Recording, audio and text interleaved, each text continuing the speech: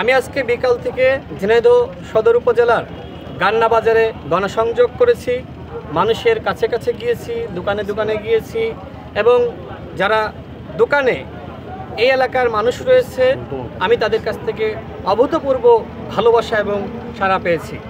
মানুষ চাই নতুন নেতৃত্ব, যারা কোনো অন্যায়ের সাথে জড়িত হয়নি, যাদের বিরুদ্ধে কোনো অভিযোগ নাই, যারা চাঁদাবাজি, দুর্নীতি, দখলদারিত্ব করেনি, যারা মানুষের কল্যাণে সংগ্রাম করেছে, ত্যাগ করেছে, যারা মানুষের পাশে ছিল, যারা গণতান্ত্রিক আন্দোলনে ভূমিকা রেখেছে, মানুষ তাদেরকেই আগামীর নেতৃত্ব হিসেবে দেখতে চাই।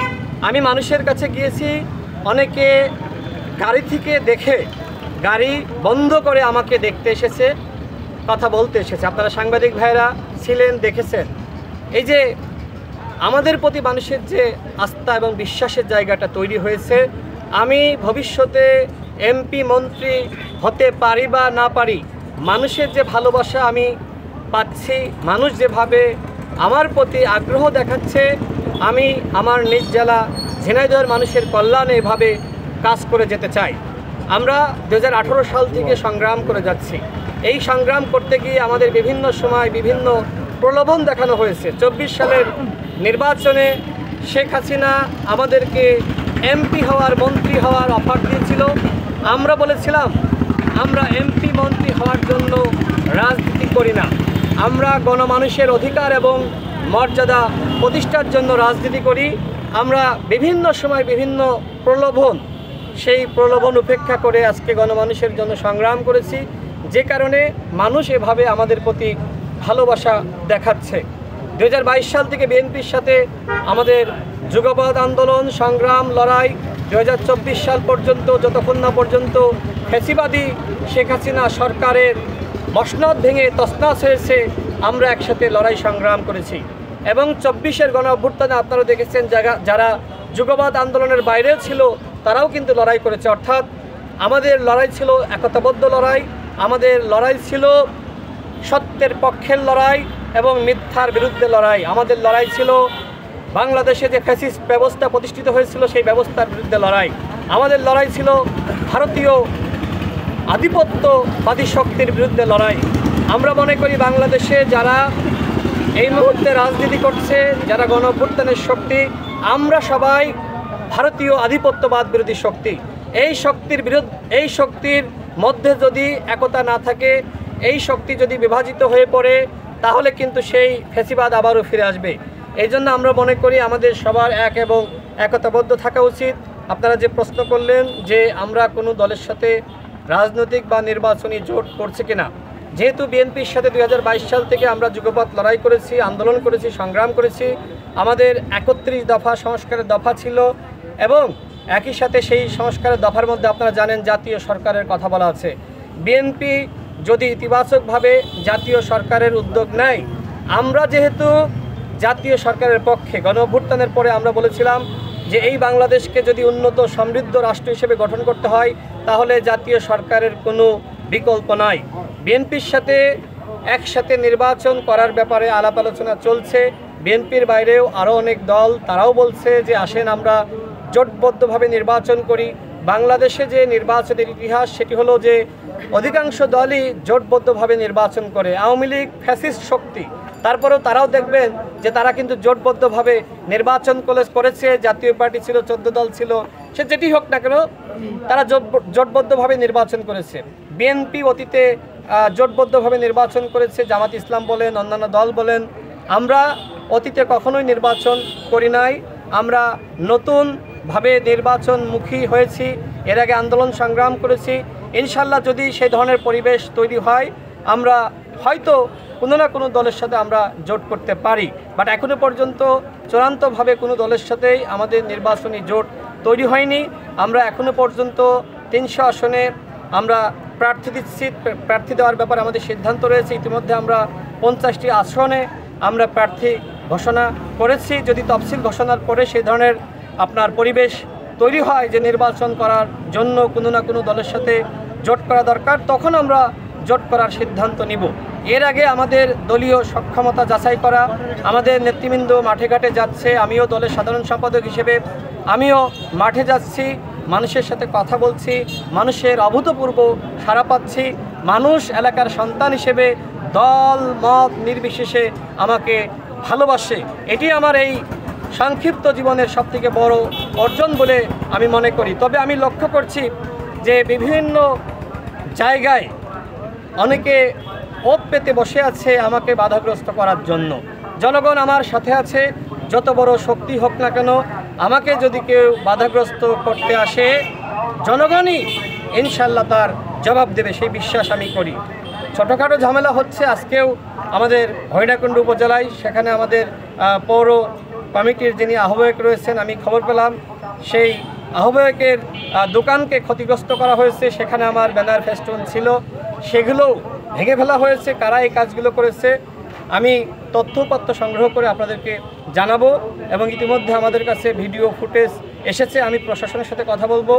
এই ঝিনাইদহ জেলাতে যারা বিভিন্ন দলের প্রার্থী হয়েছে, আমি বারবার অনুরোধ জানিয়েছি যে প্রার্থীর সাথে প্রার্থীর কোনোভাবেই গোলযোগ চলবে না। প্রার্থীর সাথে প্রার্থীর সহমর্মিতা, ভালোবাসা, ভ্রাতৃত্ব থাকতে হবে। অন্যথায় ওই যে আমরা দেখেছি যে যখন আওয়ামী লীগ অবৈধভাবে ক্ষমতায় ছিল, আমরা দেখেছি যে বিএনপি জামাত বা আমরা যখন মিছিল বের করতাম, সমাবেশ করতাম, তখন কিন্তু বিএনপি এবং জামাতের সমাবেশ, আমাদের সমাবেশকে বানচাল করার জন্য আওয়ামী লীগ কিন্তু দোকানের সামনে বিভিন্ন মরে মরে লাঠি হাতে অবস্থান করত। গণ অভ্যুত্থানের পরে যদি সেই সংস্কৃতির পরিবর্তন না হয় তাহলে এই গণ অভ্যুত্থান বৃথা যাবে। সুতরাং আমি প্রত্যেকটা দলের প্রার্থীর প্রতি আমি আহ্বান রাখতে চাই, আজকে ভয় দেখানোর রাজনীতি করলে আপনার অবস্থাও কিন্তু সেই আওয়ামী লীগের মতন হবে। আওয়ামী লীগের যারা ছিল, যারা ওইভাবে ভয়ের রাজনীতি সৃষ্টি করেছিল, ত্রাসের রাজনীতি সৃষ্টি করেছিল, হাজার হাজার লাখ লাখ মানুষ ছিল, আজকে কিন্তু আওয়ামী লীগের 5 জনও এক জায়গায় জড়ো হতে পারছে না। সুতরাং আপনি যদি আওয়ামী স্টাইলের রাজনীতি করতে চান তাহলে কিন্তু আওয়ামী লীগের মতনই জনগণ কিন্তু আপনার পতন ঘটাবে। যত বড় শক্তি আপনি দেখাতে চান না কেন, সাময়িক জনগণের শক্তির থেকে কোনো দলের শক্তি বড় হতে পারে না। এইটা আমি কোনোভাবে বিশ্বাস করি না যে জনগণের শক্তির থেকে অন্য কারোর শক্তি আসলে বড় হতে পারে।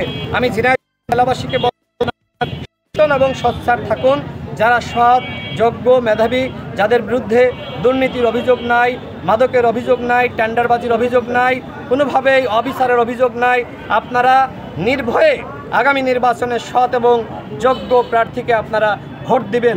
এই ঝিনাইদহ জেলাবাসীর উদ্দেশ্যে আমি বলতে চাই, এই ঝিনাইদহ জেলাকে একটি আধুনিক জেলা হিসেবে ইনশাল্লাহ আমরা গঠন করতে চাই। আর সেই লক্ষ্যে আপনারা সৎ, যোগ্য মানুষের পাশে থাকুন। আমি রাশেদ খান চ্যালেঞ্জ করে বলছি, আমি এই ঝিনাইদহ জেলার কোনো একজন মানুষের ক্ষতি করেছি, আমি দুর্নীতি করেছি, আমি চাঁদা করেছি, আমি চাঁদাবাজি করেছি, আমি লুটপাট করেছি, আমি কারোর সাথে অন্যায় করেছি, কেউ যদি একটি প্রমাণ করতে পারে তাহলে এই ঝিনাইদহ জেলাতে বলেন আর ঢাকাতে বলেন আর সারা দেশে বলেন, আমি রাশেদ খান কারোর সামনে মুখ দেখাবো না, রাজনীতি করবো না। আমি চ্যালেঞ্জ করে বলতে পারি যে কেউ আমার বিরুদ্ধে কোনো অভিযোগ উত্থাপন করতে পারবে না।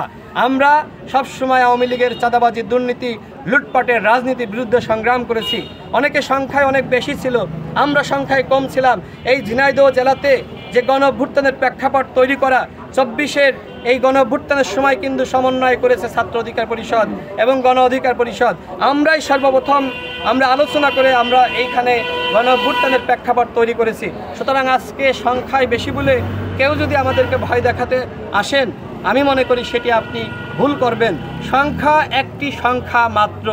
এই সংখ্যার ভয় দেখিয়ে এদেশের জনগণকে আওয়ামী লীগ সবসময় কিন্তু এক ধরনের দূরে রাখার চেষ্টা করেছে, এক ধরনের মানুষের মধ্যে ভয় সৃষ্টি করার চেষ্টা করেছে।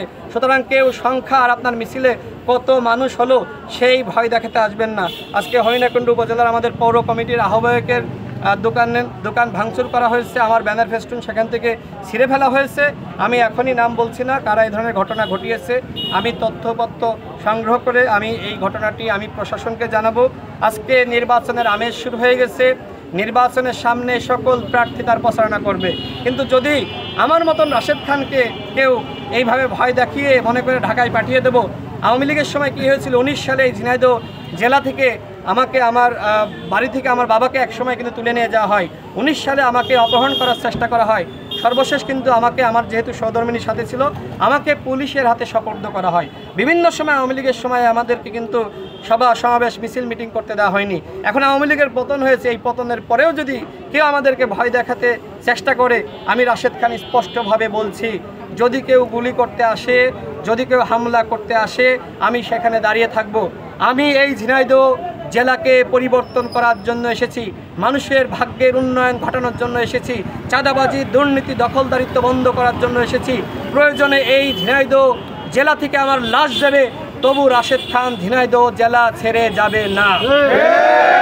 আমরা রাজনীতি করতে এসেছি, স্বচ্ছ ধারার রাজনীতি, দুর্নীতিমুক্ত, চাঁদাবাজি মুক্ত, দখলদারিত্ব মুক্ত রাজনীতি করতে এসেছি। ইনশাল্লাহ এই ঝিনাইদহ জেলার মানুষ আমার পাশে থাকবে এবং সঠিক সুস্থ ধারার রাজনীতি আমরা ঝিনাইদহ জেলাতে আমরা প্রতিষ্ঠা করতে পারবো ইনশাআল্লাহ। এই জন্য ঝিনাইদহবাসীর কাছে আমি দোয়া চাই। আমি সারাদিন গণসংযোগ করেছি, অনেকটা অসুস্থ আছি, তারপরেও আমি কিন্তু কাজ করছি। ইনশাল্লাহ আমি যতক্ষণ সুস্থ আছি, আমার কথা বলার শক্তি আছে, এই ঝিনাইদহ জেলাবাসীর জন্য আমি কথা বলে যাব, কাজ করে যাব।